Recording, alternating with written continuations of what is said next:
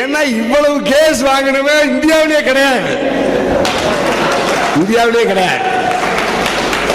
அது என்ன ஒண்ணுன்னா, ஒரு 1000 பஸ் மொத்தமா ஒரு சம்பவத்துக்காக ஒரு 2 நாள்ல உடைச்சான்னா நம்மளுக்கு உன்ன மரியாதை கூடு.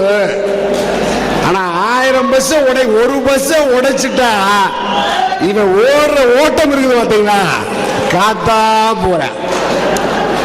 இவன் ஓடுற ஓட்டத்தில் இன்னொரு பஸ்ஸுக்குள்ள செத்து போனாலும் போவானே தவிர ஒரு கல்லெடுத்து ஒரு 4 பஸ்ஸை போட்டு ஓரமா போடான்னா போக மாட்டான். ஏண்டா ஓடுற ஓட்டத்தில் செத்து போறதை விட 4 பஸ்ஸுக்கு அடிச்ச கேஸ் வாங்கினா என்னடா தப்பு அப்படி நான் சொல்ல.